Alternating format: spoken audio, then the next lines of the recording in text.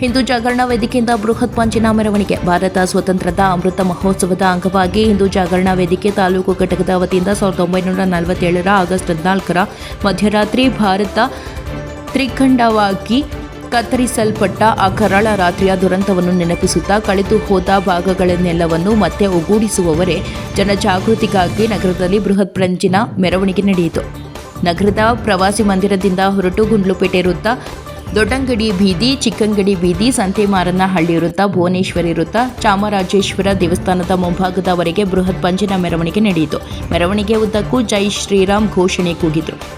ಮೆರವಣಿಗೆಯಲ್ಲಿ ಜಿಲ್ಲಾ ಸಹ ಸಂಚಾಲಕ ಚಂದ್ರಶೇಖರ್ ರಾವ್, ಸುಂದರ್ ರಾಜ್, ಮಾಜಿ ಚೂಡಾಧ್ಯಕ್ಷರಾದ ಶಾಂತಮೂರ್ತಿ ಕುಲಗಾಣಿ, ಬಾಲಸುಬ್ರಹ್ಮಣ್ಯ, ಬಿಜೆಪಿ ನಗರದ ಮಂಡಲ ಅಧ್ಯಕ್ಷ ಶಿವರಾಜ್, ಬಿಜೆಪಿ ಜಿಲ್ಲಾ ಉಪಾಧ್ಯಕ್ಷ ಶಿವು ವಿರಾಟ್, ಎಸ್ಟಿ ಮೋರ್ಚಾದ ಜಿಲ್ಲಾಧ್ಯಕ್ಷ ಚಂದ್ರಶೇಖರ್, ನಗರಸಭಾ ಸದಸ್ಯ ಸುದರ್ಶನ್ ಗೌಡ, ಮಾಜಿ ಸದಸ್ಯ ಶಿವಣ್ಣ, ಸೂರ್ಯ, ಕೂಸಣ್ಣ, ಚಂದ್ರಶೇಖರ, ನಟರಾಜು, ಮಹೇಶ್, ಮಂಜುನಾಥ್ ಗೌಡ, ನಾಗರಾಜು, ಮಹೇಂದ್ರ, ಭಾಸ್ಕರ್, ಮಣಿ, ಆನಂದ್, ಭಗೀರಥ, ಮಾರ್ಕೆಟ್ ಕುಮಾರ್, ಕಾಡಹಳ್ಳಿ ಕುಮಾರ್, ನಾರಾಯಣಸ್ವಾಮಿ, ಯೋಗಿ ಇತರರು ಭಾಗವಹಿಸಿದರು. ವರದಿ ಹೊಮ್ಮ ನಂಜುಂಡ ನಾಯಕ, ಪ್ರಜಾಪವರ್ ಟಿವಿ, ಚಾಮರಾಜನಗರ.